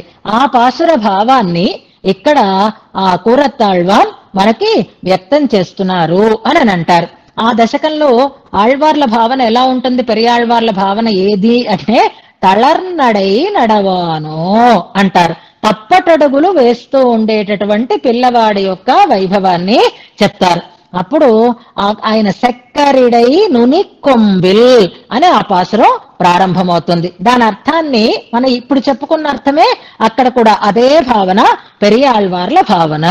ఒక ఎర్రటి ఆకాశం, ఆ ఆకాశంలో ఒక కొమ్మ పల్లవం, ఆ ఆకాశంలో కాస్త అరుణరాగ రంజితమై ఉండేటటువంటి ఆ ఆకాశం అనేటటువంటి శాఖలో బాగా ప్రకాశిస్తూ ఉండేటటువంటి బాలచంద్రుడు ఎలా ఉంటాడో అలాంటి వైభవం కలిగినటువంటి అధరము, అలాంటి పలువరస తోటి నవ్వుతూ వస్తూ ఉండేటటువంటి పిల్లవాడిని చూస్తుంది తల్లి. అందులో దిష్టి తగులుతుందేమో అని మళ్ళీ ఆభరణ వర్ణన అందులో చేస్తారు. ఇది ఒక భావన అయితే, అసలు కొమ్మ, చిగురు, చంద్రుడు ఈ సన్నివేశం మనకి శాస్త్రాలలో శాఖాచంద్ర న్యాయం అంటారు. అంటే చంద్రుడు ఎక్కడున్నాడు అని అడిగితే అదిగో కొమ్మల చివరని ఉన్నాడు అని చూపిస్తారు. అదొక పెద్ద శాస్త్రీయమైనటువంటి ప్రక్రియలండి. అసలు శాఖాచంద్రుడు అనేది మాత్రం ప్రసిద్ధం. అంటే ఆ చెట్ల శాఖల నుంచి దోబూచులాడుతూ ఉండేటటువంటి చంద్రుణ్ణి దర్శించటం అనేది ఒక వ్యవహారం. అలా శాఖాచంద్ర న్యాయ అన్నట్లుగా ఆ శాఖలలో తోగిసలాడుతూ ఉండేటటువంటి చంద్రుడు ఎలా కనిపిస్తాడో అలాగే ఇప్పుడు స్వామి యొక్క అధరం అనేది ఆ శాఖకి ఉండేటటువంటి పల్లవమైతే ఆ పల్లవంలోంచి తలుపులీడుతూ ఉండేటటువంటి బాలచంద్రునిలాగా ప్రకాశిస్తున్నాయి స్వామి యొక్క ఆ దంత పంక్తి అని అంటారు. ఇప్పుడు ఇది వరకు లైట్ పోతే అంటే పవర్ కట్ అయితే ఎక్కడో ఒక చోట ఒక లైట్ వెలిగేది, ఒక దీపం వెలిగేది, ఒక టార్చ్ వేస్తే మొత్తం అంతటా వెలుగు కనిపించేది. పూర్తిగా కాకపోయినా కనీసం వస్తువుని గుర్తించడానికి తగినట్లుగా టార్చ్ లైట్ వేసేవాళ్ళం. ఇప్పుడు ఈనాటి రోజులలో కరెంట్ పోయి హఠాత్తుగా ఒక్కసారి పవర్ డ్రిప్ అయి మొత్తం అంతా చీకటి అయిపోయింది అనుకోండి, అప్పుడు ఒక టార్చ్ కాదు ప్రతి వాళ్ళ చేతిలోనూ ఒక లైట్ వెలుగుతోంది. మన ఫోన్ లో ఉంటుంది కదా టార్చ్, అందరూ ఆ టార్చ్ ఆన్ చేస్తున్నారు. ఇప్పుడు ఇదివరకటి రోజుల్లో చంద్రుడు ఒక్కడే అనుకుంటే ఇప్పుడు టార్చ్ లైట్స్ ఎన్ని వస్తున్నాయి మనకి అంటే మొత్తం అందరూ ఆ టార్చ్ ఆన్ చేస్తే మొత్తం అన్ని వెలుగుతూ ఉంటే వరుసగా ఒక లైన్ లో కూర్చున్న వాళ్ళందరూ సెల్ ఫోన్ లో టార్చ్ ఆన్ చేసి ఇలా పెట్టారు అనుకోండి, అప్పుడు ఏమవుతుంది వరుసగా టార్చ్ లైట్స్ ఒక లైన్ మనకి కనిపిస్తోందా లేదా? మరి అదే మనం చూస్తున్నప్పుడు ఒక చంద్రుడు ఏం కర్మండి, ఆ స్వామి దంత పంక్తిలో అన్ని పళ్ళు ఒక్కొక్క చంద్రుడు అని అనుకుంటున్నాం. ఇప్పుడు ఆయన నవ్వేడే అనుకోండి, నవ్వేసరికల్లా అంతమంది చంద్రులు ఒక్కసారి ఉదయించినట్లుగా ఆ కాంతి పరుచుకొని ఉంటుంది. అయితే పూర్ణచంద్రుడు కాదు, ఇంకా ఆయన చిన్నవాడే ఆ కృష్ణ పరమాత్మ కాబట్టి ఇళంతింగళ్ అంటారు. అంటే లేత చంద్రుడు, బాలచంద్రుడు. చిన్నపిల్లలకి మొలకల్లా వస్తూ ఉంటాయి చిన్న చిన్న పళ్ళు, కనపడకుండా పైకి కనిపిస్తూ అందంగా ఉంటాయి కదా, అలాంటి భావనతో పెరియాళ్వార్లు అంటారు. అలాగే నమ్మాళ్వార్లలో ఈ ముడియానే అనే దశకం ఉంది చూసారా, ఆ దశకంలో ఒక పాశురం ఉంటుంది. అందులో కూడా ఆళ్వార్ల భావన అలాగే ఉంటుంది. వాసగమే ఏత్త అరుళ్ చెయ్యం అనేటటువంటి పాశురం నెంబర్ అది మీరు చూసుకోండి. ఎందుకంటే ఇంతకు ముందు మనం ఆ దశకం అందులో పాశురాలు చదివాం కాబట్టి 3, 8 పాశుర సంఖ్య మీరు చూసుకోండి. నాళిళం అనేటటువంటి పదం వాసగమే ఎత్త వరుళ్ చెయ్యం అనే పాశురంలో ఇదే భావన మనకి కనిపిస్తూ ఉంటుంది. అలాంటి అందమైనటువంటి భావనలని ఈ శ్లోకంలో కూరతాళ్వాన్ మనకి కూర్చి ఇస్తున్నారు అని అనుకోవాలి. ఎక్కడ సముద్రంగా స్వామిని భావన చేస్తే సముద్రం ఎలాగైతే పగడాలకి ముత్యాలకి ఆకరంగా ఉంటుందో అలాగా ఈయన అధరం పగడంలాగా అనిపిస్తే అందులో పొదగబడినటువంటి ముత్యముల వరుసలాగా ఉంది దంతపంక్తి అని భావన చేస్తున్నారు. చివరిలో మీరు ఆ రెండు పాశురాలని కూడా అనుసంధానం చేద్దురుగాని. ఇక్కడ ఒక సందేహం ఏమిటి అంటే నిస్తలం అనే పదం ఉంది చూసారా, నిస్తలాళీరుచం ఆవిష్కురుతే అని అన్నారు కదా. ఈ పదం చాలా జాగ్రత్తగా మనం అర్థం చేసుకోవలసిన పదం. విద్రుమం అంటే పగడం, అందులో మనకేమీ సందేహం లేదు. కానీ ఆ పగడం లాంటి పెదవి విచ్చుకుంటే కదా అప్పుడు అందులో ఉండేటటువంటి ఆ దంతపంక్తి మనకి అందంగా చూడడానికి తగిన రీతిలో ప్రకాశిస్తూ ఉంటుంది. నిస్తలం అనే పదానికి సంస్కృతంలో రౌండ్ గా ఉండేటటువంటి వస్తువు అనే అర్థంలోనే, వృత్తం అనే అర్థంలోనే ప్రయోగిస్తారు. కానీ ఇక్కడ నిస్తలం అంటే ముత్యము అనే అర్థంలో ప్రయోగిస్తున్నారు. దీనికి రకరకాలుగా అర్థాలు చెప్తారు. ముత్యము అని అంటారు, నీటి వలయం అని అంటారు. నీటిలోనే సముద్రంలోనే ఉంటుంది కనుక ముత్యం, అదే నీటి బిందువే సుక్తి అంటే ఫలకంలో స్వాతి ముత్యం అని ఆ నీటి బిందువే కదా ముత్యంగా తయారవుతుంది. ఆ రకంగా నిస్తలం అంటే ముత్యం అని ఒక అర్థం చెప్పుకోవచ్చు అని అంటారు. అలా కాకుండా నిత్తిలం అని ఒక తమిళ పదానికి ప్రకృతి, మనం ప్రకృతి వికృతులు అని చెప్పుకుంటూ ఉంటాం కదా. ఆ నిత్తిలం అనే తమిళ పదానికి వడమొഴി అంటారు. అంటే సంస్కృత భాషలో నిస్తలం నిత్తిలం అనైంది అని అంటారు. మనకి దేవుడు దయ్యం ఇలాంటి ప్రకృతి వికృతులు చిన్నప్పుడు చదువుకుంటూ ఉండేవాళ్ళం కదా, అలాగా నిస్తలం నిత్తిలం అంటారు. నిస్తలం అనే పదం కొత్త పదం. నిజానికి ముత్యము అనే వ్యవహారం తక్కువైనా ఇక్కడ ఆ పదంతో ముత్యము అనే అర్థాన్ని మనకి స్ఫురింపచేస్తున్నారు కూరతాళ్వాన్ అని అంటారు. ఆ రకంగా ఇక్కడ స్వామి యొక్క అధరము విద్రుమము, స్వామి యొక్క దంతపంక్తి నిస్తలము ముత్యములు. ఇక్కడ దంతపంక్తిని ముత్యాలతో పోలుస్తున్నారు, ఆ కాంతిని చూపిస్తున్నారు. కానీ నిజానికి ఆ దంతపంక్తి చంద్రకాంతిని వెదజల్లుతూ ఉంది. ఒక్కొక్క పన్ను ఒక్కొక్క చంద్రునిలాగా అద్భుతమైనటువంటి తెల్లని వెన్నెల పరుచుకొని ఉన్నట్లుగా అవుతుంది. అది కూడా ఆకాశంలో కొమ్మ చివరన, చిటారు కొమ్మ చివరన ఎలాగైతే చంద్రుడు దోబూచులాడుతూ ఉంటాడో స్వామి యొక్క అధరార విందం విచ్చుకుని అందులోంచి ఆ పలువరస ముత్యాల పంక్తిలాగా అందంగా ప్రకాశమానంగా ఉంది అని స్వామి యొక్క అధర వైభవాన్ని, స్వామి యొక్క ఆ దంత పంక్తిని ఈ శ్లోకంలో కూరతాళ్వాన్ ఆవిష్కరిస్తున్నారు. అలాగే స్వామి మందస్మితం అనేటటువంటి ఉదిత స్మితం అని అంటారు. ఇక్కడ టార్చ్ లైట్ గురించి చెప్పాను కదా, దీంట్లో అంటే సమయం చాలదనుకోండి, అయినా చెప్తాను, చెప్పకుండా ఉండలేక. ఇది మనం చెప్పుకున్నాను కూడా, అతిమానుషస్తవం అని చెప్పుకున్నప్పుడు మనం ఈ సన్నివేశాలన్నీ చెప్పుకున్నాం. నిజానికి స్వామి యొక్క ఆ చిరునవ్వు, స్వామి యొక్క ఆ దంతకాంతి ఎవరికి ఆనందాన్ని కలిగిస్తుంది అంటే తాపానలార్తులైనటువంటి వారికి, తాపత్రయం అనేటటువంటి వేడితో ఆర్తిని పొందినటువంటి వారిని చల్లబరచడానికి స్వామి ఆ చిరునవ్వు నవ్వుతాడట. ఆ దంతకాంతితో ఆ ధ్యానం చేసిన వారందరూ కూడా ఆ చిరునవ్వుని చూసి చల్లబడతారు, తాపత్రయం తొలగిపోతుంది అని అంటారు. ఇక అతిమానుషస్తవంలో 42వ శ్లోకం, ఇది కూడా చివరిలో మీరు అనుసంధానం చేద్దరు గాని, అది కాంతాలకాంతం అనేటటువంటి శ్లోకం. అందులో ఉదిత స్మితం అంటారు. మా నవ్వు వచ్చింది ఆయనకి. నవ్వు రావడం పెద్ద విషయం ఏమిటండి, ఆయన మానవుడుగానే పుట్టాడు, ఆయన చిన్నపిల్లడుగానే ఉన్నాడు. అంతేత పిల్లలు ఏడవడం అనేది పెద్ద, నవ్వడం అనేది పెద్ద విషయమా? నిద్రలోనే నవ్వుకుంటూ ఉంటారు కదా వాళ్ళు, అవి బోసి నవ్వులు అవుతాయి. కానీ కన్నయ్య నవ్వుతాట. ఆ నవ్వేసరికి ఆయనకు వేరే సెల్ ఫోన్ లో టార్చ్ వేసుకోవాల్సినటువంటి అవసరం ఉండదుగా.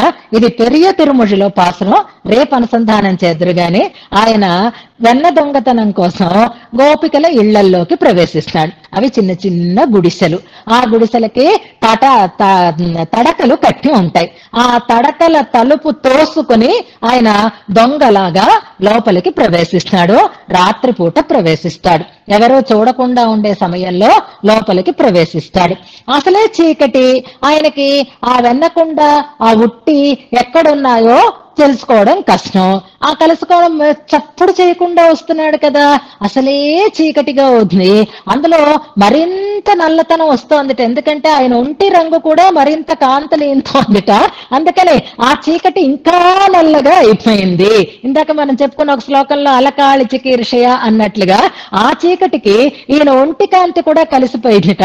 అందుకని అసలు కన్ను పొడుచుకున్న కానరాని చీకటిలో ఆ గదిలోకి వెళ్ళి ఆ తడకలు తోసుకుని వాళ్ళ ఇంట్లోకి వెళ్ళి ఆ ఉట్టి ఉండేటటువంటి చోటుకు వెళ్ళి పాపం తడుముకుంటున్నట్ట. ఎక్కడ ఉంది ఎక్కడ ఉంది అని. మనం కరెంటు పోతే తడుముకుంటూ వెళ్ళి కొవ్వొత్తి తీసుకున్నట్టుగా ఆయన అంతటా తడుముతున్నట్ట. అలా అలవాటైన ప్రదేశాలే కదా. తడుముతూ తడుముతూ తడుముతూ ఉంటే అదృష్టవశాత్తు ఆయనకి ఆ ఉట్టి తగిలిందిట. అంతే. ఆ ఉట్టి చేతికి తగిలేసరికల్లా చూడండి, మనందరి మూతులు కూడా నవ్వుతున్నాయా? మనదంత పంక్తి కూడా కాంతిని వెదజల్లుతుందా లేదా? పళ్ళు నోరు మూత పడడం లేదు. ఎందుకని ఆ ఉట్టి ఆయన చేతికి తగిలింది అనేసరికి మనకి నవ్వు వస్తూ ఉంటే మరి ఆయనకి ఎంత ఆనందం కలిగి ఉంటుంది. అందుకని ఆ ఉట్టి తాళ్ళు చేతికి తగిలేసరికల్లా ఒక్కసారి ఆయనకి నవ్వు వచ్చిందిట. సంతోషంతో నవ్వేదిట. వేరే టార్చ్ అక్కర్లేదట. మొత్తం గదంతా వెలుగొచ్చేసిందిట. అది ఆయన దంతకాంతికి ఉండేటటువంటి వైభవం అంటాడు. ఇంకా ఆ కాంతిలోనే మొత్తం పని కానిచ్చేసాడట. చక్కగా వెన్నని తినేసి హాయిగా ఆయన బయటికి వచ్చేసాడు అంటారు. అంటే ఆయన చిరునవ్వు ఇప్పుడు ఏమిటైంది? వెన్నెల కాంతిని వెదజల్లిందా లేదా? ఎందుకలా నవ్వాడు ఆయన అంటే ఆ ఉట్టి చేతికి దొరికిందనేటటువంటి ఆనందంతో నవ్వాడు. నవ్వినప్పుడు కళ్ళు స్పష్టంగా కనపడ్డాయి. ఆ కృష్ణుడైతే ఎప్పుడో ఒకసారి నవ్వుతాడండి. అలాంటప్పుడు దంతపంక్తి ఎంత వస్తుంది. కానీ మా వరదరాజస్వామి అయితే ఎప్పుడూ నవ్వుతూనే ఉంటాడు. పళ్ళు కనపడాలంటే నవ్వాలి కదండి. నవ్వు ముఖం వేరు, నవ్వడం వేరు కదా. ఈ శ్లోకం అయిన తర్వాత అసలు వరదరాజస్వామి ఎందుకు రోజు నవ్వుతూ ఉంటాడనే దాన్ని చెప్పుకుంటూ తర్వాత శ్లోకాన్ని చెప్పుకుందాం. ఈ శ్లోకాన్ని చదువుతాను, వినండి. అరుణాధర పల్లవేల సంతే వరదాసౌ ద్విజ చంద్ర చంద్రికాతే అధివిద్రుమమస్త నిస్తలాళీరుచం ఆవిష్కురుతే పుష్కరాక్ష. తర్వాత ఇంకా ఆ చిరునవ్వు వైభవాన్ని తర్వాతి శ్లోకంలో కూడా అనుభవిస్తున్నారు. సులభంగానే చెప్పేస్తాను. అయిపోయిన తర్వాత మనం తర్వాత ప్రమాణ తిరట్టవి చదువుకుందాం. 38వ శ్లోకం గమనించండి. ఇదే మోడ్ లో చెప్పుకొని వెళ్ళిపోవాలన్నమాట మనం. స్మిత నిర్ఝరిక వినిష్పతంతి తవ వక్షస్థల భూతలే విశీర్ణ వరద ప్రభిభర్తి హారలక్ష్మీ అపి ముక్తావళికా నదీవ తజ్జా అంటున్నారు. నవ్వు ఆగడం లేదట స్వామికి. ముందు ఇందులో క్రియాపదాలు చెప్పేశాక వివరణలోకి వెళతారు నేను. క్రియాపదం ఇందులో ప్రభిభర్తి అనేది క్రియాపదం. వరద ప్రభిభర్తి అని అంటున్నారు. అంటే మంచిగా ధరిస్తోంది అని అర్థం అన్నమాట. ఇంకా మిగిలిన చిన్న చిన్న అవాంతర క్రియలుగా వినిష్పతంతి వికీర్ణ అని కూడా ఉంటుంది. మీ దగ్గర పుస్తకంలో ఎలా ఉందో, విశీర్ణ అని ఉందో వికీర్ణ అని ఉందో తెలియదు. కానీ వికీర్ణ అన్నది సరి అయిన పాఠం, ప్రాచీన పాఠం అని అంటారు. విశీర్ణ అని పాఠం కూడా ఉంది, అది ఉన్న దిద్దుకోకండి. విశీర్ణ అనే ఉందిట. నా దగ్గర ఉన్న దాంట్లో పాత దాంట్లో వికీర్ణ అని ఉంది. ఇవి రెండు అవాంతర క్రియలుగా మనం చెప్పుకోవచ్చు. వరద అనేది సంబోధన, ప్రభిభర్తి అని క్రియాపదం. భరిస్తున్నావు అనే ప్రభిభర్తి అంటే భాసిస్తోంది అని అర్థం. అంటే మంచిగా ప్రకాశిస్తోంది, బాగా ప్రకాశిస్తోంది, కనపడుతోంది అని అర్థం అన్నమాట. ఏది, ఎక్కడ, ఎలాగా అనే దాన్ని మనం చెప్పుకోవాలి అంటే ఆయన నవ్వు ఆగడం లేదండి. చాలా నవ్వుతున్నాడు. ఎప్పుడు అలా విరగబడి నవ్వడం కాదు, అది చక్కటి చిన్న ఆనందంతో కూడినటువంటి చిరునవ్వే, కానీ ఆ దంతపంక్తి బాగా విశాలంగా కనిపిస్తోంది, స్పష్టంగా కనిపిస్తోంది అన్నమాట. ఇప్పుడు ఆ నవ్వు అనేటటువంటి ఆ ప్రవాహం పైనుంచి కిందకి పడుతోందిట. పైనుంచే కదా కిందకి పడుతుంది. ఒక కొండ ఉందనుకోండి, ఆ కొండ మించి జలపాతాలు ఎలా కిందకి జాలువారుతూ ఉంటాయో, ప్రవాహం అంటే ఎత్తైన ప్రదేశం నుంచి కిందకి జారుతుంది కదా. అలాగే స్వామి యొక్క స్మితం, స్వామి యొక్క చిరునవ్వు, స్వామి యొక్క హాసం అనేది ఒక నిర్జరిక అయింది, అంటే ఒక ప్రవాహం అయింది, ఒక సెలయేరు అయింది, ఒక జలపాతం అయింది అనుకోండి. ఇప్పుడు అధరం ఎక్కడ ఉంది? ఇక్కడ ఉంది కదా. అది విడితే పళ్ళు, అది ఆ పళ్ళు బాగా కనిపిస్తే అదే నవ్వు కదా. అలా పళ్ళు కనిపించేటట్లుగా నవ్వుతూ ఉంటే ఆ చిరునవ్వు అనేటటువంటి ఒక జలపాతం తీసుకోండి. ఆ జలపాతం ఇక్కడ మొదలైన జలపాతం ఎక్కడ పడాలి? కిందకి రావాలి. ఆ పడినటువంటి జలపాతం ఎక్కడ పడుతోంది అంటే వక్షస్థలం మీద పడుతోంది. ఇది ఎత్తైన ప్రదేశం, ఎత్తైన ప్రదేశం నుంచి కిందకి పడుతోంది. ఆ పడుతున్నటువంటి జలపాతం ఏది? నిర్జరిక ఏది అని అంటే స్మిత నిర్జరిక. ఆ నవ్వు అనేటటువంటి స్వామి యొక్క ముఖం నుంచి పాడుతూ ఉండేటటువంటి చిరునవ్వు అనేటటువంటి నిర్జరిక జలపాతం, జలప్రవాహం వినిష్పతంతి మంచిగా కిందకి జారుతూ ఉన్నది. ఎక్కడ పడుతుంది? కింద పడుతుంది. తవా వక్షస్థల భూతలే, పైనుంచి ధన్మని ఇక్కడ పడింది. ఇది విశాలంగా ఉంది చక్కగా. ఆ వక్షస్థలం మీద పడినటువంటి ఆ ప్రవాహం ఏమైంది? పాయలు పాయలు పాయలుగా అయింది. అంటే ఆ ఒక్కసారి ఒక్క ప్రవాహంగా వచ్చినది అనేక రకాలైనటువంటి పాయలుగా విడింది. తవ నీ యొక్క వక్షస్థల భూతలే, వక్షస్థలం అనేటటువంటి ఆ భూతలం మీద, ఆ జాగా మీద, ఆ కింద ప్రదేశం మీద విశీర్ణ చెదరింది అంటున్నారు. విశీర్ణము అంటే చెదరడం, వికీర్ణము అంటే జారి పడడం అని అర్థం. నీలి ప్రవాహం జారి ఈ వక్షస్థలం మీద పడింది. అది రకరకాలైనటువంటి పాయలుగా విడింది. అలా విడినవే స్వామి వక్షస్థలం మీద ఉండేటటువంటి హారాలట, ముత్యాల హారాలట. ఆ నవ్వు అనే జలప్రవాహం జారి కింద పడితే, వక్షస్థలం మీద పడితే, ఆ నవ్వనేటటువంటి నది అది పాయలుగా విడితే ఈ హారాలుగా మారింది అంటున్నారు. వరద ప్రభిభర్తి హారలక్ష్మి, ఆ నిర్జరికే హారలక్ష్మిగా మారుతోంది, ప్రకాశిస్తోంది అంటున్నారు. హారములు అంటేనే చాలు రకరకాలైనటువంటి హారాలు, మొత్తం మన కంఠం నుంచి కింద వరకు వక్షసీమ కనపడకుండా దిగవేసుకునేటటువంటి సన్నివేశాన్ని ఒకసారి ఆలోచించండి. పరమాత్మకి కూడా అలాగే ఆభరణాలు అలంకరింపబడతాయి. హారలక్ష్మి అంటున్నారు. అంటే 3 పేటల హారము, ముత్యాల హారాలే అవి. 3 పేటలు, 5 పేటలు, 10 పేటలు, 100 పేటలు, 1000 పేటలు. పేటలంటే వరుసలు అని అర్థం అనమాట. 2 పేటల చంద్రహారం, 3 పేటల చంద్రహారం అని ఇది వరకు వ్యవహారం ఉండేది కదా. అలాగా హారలక్ష్మిలాగా మారిపోయిందిట స్మిత నిర్జరిక అంటున్నారు. ఆ హారలక్ష్మితో ఆగకుండా అందులో ఒక సరం కలిగినటువంటి ముత్యాలహారం, అంటే ఒకటే పేట, ఒంటి పేట ముత్యాలహారంగా. అపి ముక్తావళిక, ముక్తావళిక అపి, అందులో ఒంటిపేట ముత్యాలహారం కూడా ధరించి ఉన్నాడట స్వామి. అదెలా ఉందిట? నదీవా తజ్జా, తజ్జా నదీవ, దాని నుండి పుట్టినటువంటి ఒక పాయలాగా.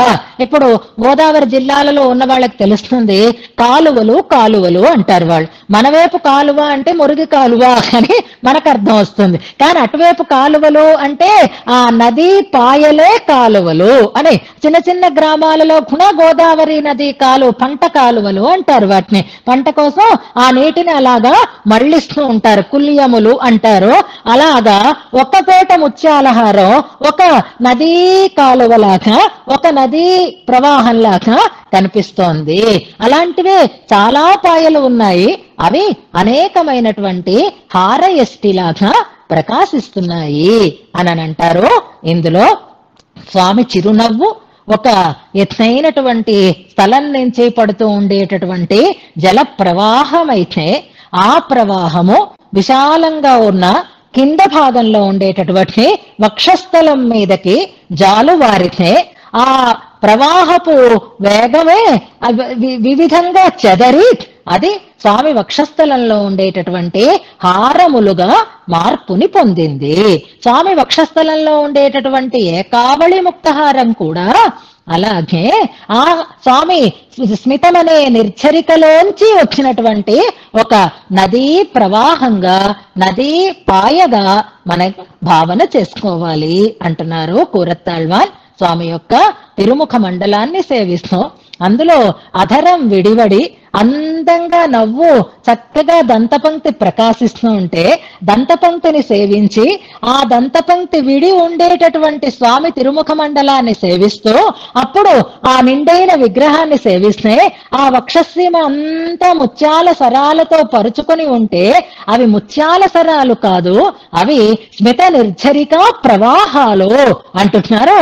అందులో అనేక సరములు ఉన్నా ఏకసరమైన అది స్మిత రూపమైనటువంటి జల ప్రవాహపు పాయలు అని అందంగా ఇందులో భావన చేస్తున్నారు. స్వామి చిరునవ్వు యొక్క వైభవం అంతగా ఉంటుంది. చంద్రకాంతితో పోల్చారు వెనుకటి శ్లోకంలో, ముత్యాల హారాలతో పోలుస్తున్నారు. వక్షసీమ మీద పరుచుకొని ఉన్నటువంటి ఆ ప్రవాహపు వైభవాన్ని రెండవ శ్లోకంలో అందిస్తున్నారు మనకి చాలా అందంగా.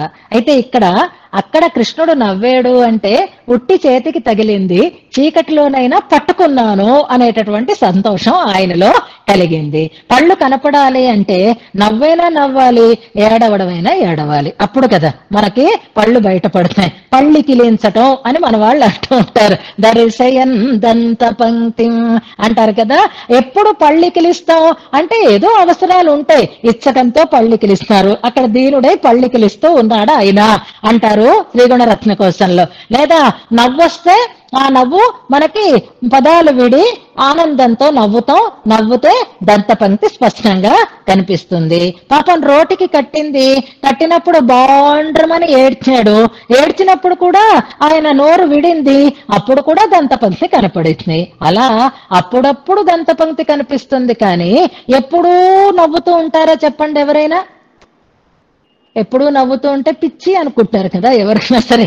నవ్వుతున్నట్టు ముఖం ఉండడం పక్కకి పెట్టండి, కానీ నవ్వుతూ ఉండడం అంటే ఎయిర్ హోస్టెస్ జాబ్ లాగా అనమాట. అది వాళ్ళు పాపం నవ్వు వచ్చినా రాకపోయినా వాళ్ళు అలా నవ్వుతూనే నవ్వు ముఖంతోటే ఉంటున్నారు కదా. మరి వరదరాజస్వామి ఎప్పుడూ ఎందుకు నవ్వుతూ ఉంటాడు అని అంటే అన్నగరాచార్య స్వామి వారు దానికి కారణం చెప్తారు. ఎందుకు నవ్వుతూ ఉంటారట అంటే వరదరాజ పంచాశత్లో ఒక శ్లోకాన్ని అక్కడ ఉదాహరణగా చెప్తున్నారు. కారణం ఏమిటిట అంటే, నిన్న మీరు స్వామివారి ఉపన్యాసం విన్నారో లేదో, దివ్య సాకేతంలో హనుమత్ స్వామికి అభిషేకం జరిగింది. ఆ అభిషేకం జరిగినప్పుడు ఆ సమయంలో స్వామివారు మాట్లాడుతూ, హనుమంతుడు తన కోసం తాను ఎప్పుడూ స్నానం చేసినట్టు మనకు తెలియదు, ఆయన ఎంత కష్టపడినా ఎప్పుడూ స్నానం చెయ్యాలి అని అనుకోలేదు. ఆయన సముద్రం నుంచి అట్నుంచి ఇటు గెంతు వేశాడు, మళ్ళీ ఇట్నుంచి ఇటు గెంతు వేశాడు, ఎలాగా నీళ్లున్నాయి కదా ఓసారి స్నానం చేసేద్దాం అని అనుకోలేదు. ఏ సందర్భంలోనూ ఆయన స్నానం చెయ్యాలి అనేటటువంటి వాంఛనే కలిగి లేడు. కానీ ఇవాళ స్నానం చేస్తున్నాడు, తిరుమంజనాన్ని స్వీకరిస్తున్నాడు. ఎందుకు స్వీకరిస్తున్నాడు అనంటే మనందరం చూస్తున్నామనేటటువంటి సంతోషంతో ఆయన తిరుమంజనాన్ని స్వీకరిస్తున్నాడు అని చెప్పారు కదా. అరే హనుమంతుడికే స్నానం చేయాల్సిన అవసరం లేకపోతే సర్వగంధుడు సర్వరసుడు అయినటువంటి పరమాత్మకి స్నానం చేయాల్సినటువంటి అవసరం ఏముంటుందండి? ఎందుకు తిరుమంజన సేవను ఆయన స్వీకరించాలి అనంటే ఆ ఆనందం వేరట. భక్తులందరూ చూస్తున్నారంటే ఆనందం వేరుగా ఉంటుంది. ఆంజనేయ స్వామికి నిన్న అభిషేకాలు ఎందుకు చేశారు అంటే ఇదిగో వీళ్ళందరూ చూస్తారు పాపం అని ఆ ఏకాంత సేవని అందిస్తాడట భక్తులకి భగవంతుడు అని అంటారు. స్వామి వరదరాజస్వామి పేరరుళాడన్ అని చెప్పబడినట్లుగానే ఆయన శ్రీకృష్ణుడు మొదలైన రామచంద్రుడు మొదలైన వారిలాగా ఎప్పుడో నవ్వొచ్చినప్పుడు నవ్వడం కాదు, ఎప్పుడూ ఆనందంతో నవ్వుతూనే ఉంటాడట. ఎందుకు నవ్వుతూ ఉంటాడు ఆయన అనంటే, నా తిరుమంజనాన్ని సేవించటానికి ఇంతమంది వచ్చారే అని సంతోషంతో నవ్వుతూ ఉంటాడట. అలాంటి స్వామి యొక్క దివ్యమైనటువంటి రూపాన్ని సేవించటం కోసం సదా భాగవత గోష్ఠి అక్కడ ఆ సన్నిధిలో తిరుగాడుతూ ఉంటుందిట. ఏకాంత సేవలు అందరికీ లభ్యమయ్యేవి కాదు, మహనీయులైనటువంటి ధన్యులైనటువంటి వారికి మాత్రమే దొరుకుతుంది. మన అదృష్టం కొద్దీ ఆ రోజు శుక్రవారం పడింది, ఆ రోజు టిక్కెట్లు ఖాళీగా ఉన్నాయి, మనని అక్కడికి చేర్చేటటువంటి భాగవతోత్తముల సహకారం ఉంది కాబట్టి మనం కూడా ఆ స్వామి ఎదురుగా సేవించబోతున్నాము. ఎందుకంటే ఇది ఎలాంటి సేవ అని అంటే, రాజుగారు ఉన్నారు, ఆయన వేటకి వెళ్ళాడు, దానికి తగిన రూపాన్ని ధరించి వెళతాడు. సభకి వెళ్ళాడు, దానికి తగిన రూపాన్ని ధరించి వెళతాడు. యుద్ధానికి వెళ్ళాడు, దానికి తగినటువంటి రూపాన్ని ధరించి వెళతాడు. కానీ ఏ రకంగా ఆయన వేషధారణ చేసినా ఇంటికి వచ్చిన తర్వాత అంతఃపురంలోకి వెళ్ళేటప్పుడు మొత్తం అవన్నీ తీసి పక్కన పెట్టేసి ఆయన లోపలికి వెళ్తాడు. అవన్నీ తీసేసిన తర్వాత ఉండేటటువంటి సహజమైనటువంటి దివ్యదేహ శోభ చూడగలిగేది ఎవరు అంటే అంతఃపురంలో ఉండేటటువంటి మహిషీ వర్గం మాత్రమే దాన్ని సేవించగలుగుతారు. సభలో అంటే కిరీటము, కవచము, భూషణాలు, ఛత్రాలు, చామరాలు ఇలాంటి వాటితో అన్నిటితోటి ఉన్న ఆయన హాయిగా శయన మందిరంలోకి వెళ్ళేటప్పుడు మాత్రం ఇవన్నీ తీసేసే లోపలికి వెళతాడు. అందుకే పెద్దలు కోరుకుంటాడు, ఏకాంతిక ఆత్యంతిక.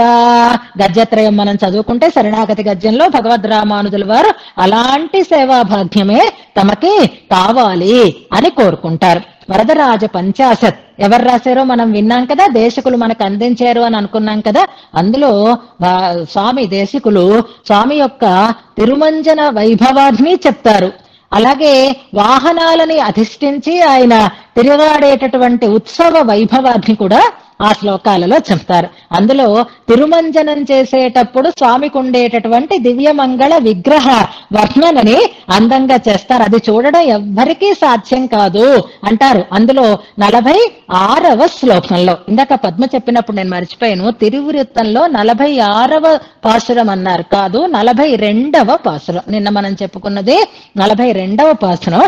ఇప్పుడు వరదరాజ పంచాశత్లో 46వ శ్లోకంలో ఒక మాట అంటారు, వరద తవ విలోకయంతి ధన్యా మరకత భూధర మాతృకాయమానం అంటారు. నిలువెత్తు వరదరాజస్వామి విగ్రహాన్ని మీరు సేవించండి, అది మరకత భూధర మాతృక అవుతోంది. మరకత పర్వతాన్ని నిర్మించడానికి బ్రహ్మగారు వరదరాజస్వామి యొక్క విగ్రహాన్ని మూలంగా తీసుకున్నారట. దీన్ని ఆధారంగా తీసుకొని ఆ మరకత పర్వతాన్ని చేశాడా అన్నట్లుగా ఉంటుందిట ఆ దివ్యమంగళ విగ్రహం. ఆచ్ఛాదనలన్నీ తీసేస్తారు, ఆభరణాలన్నీ తీసేస్తారు, పూలమాలికలన్నీ తొలగించేస్తారు. స్వామి దివ్య దేహానికి అలంకరించినటువంటి కవచం కూడా తొలగిస్తారు.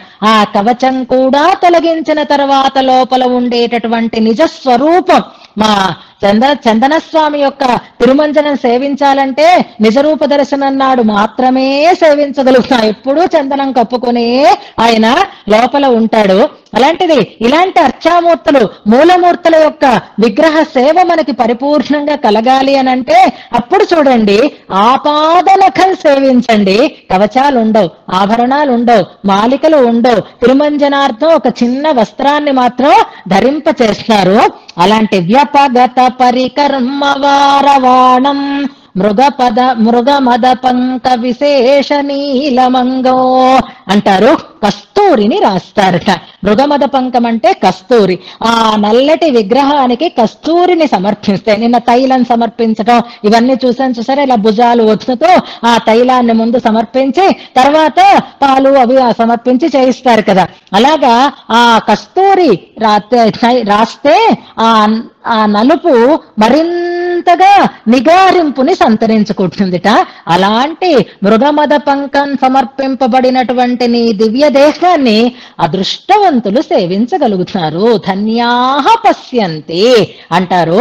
అందులో అంటే తిరుమంజనానికి ముందు ఉండేటటువంటి స్వామి యొక్క దివ్య మంగళ విగ్రహ వైభవాన్ని అందులో వర్ణిస్తారు. వరదరాజస్వామికి తిరుమంజన సమయంలో తిరుమంజనం కోసం దాన్ని సేవించటం కోసం వచ్చినటువంటి వ్యక్తులందరినీ చూసి సంతోషం ఆగక అలా ఆయన నవ్వుతూనే ఉంటాడట. అందుకే ఎప్పుడూ ఆయన ముఖారవిందంలో నవ్వు అలా జాలువారుతూనే ఉంటుంది.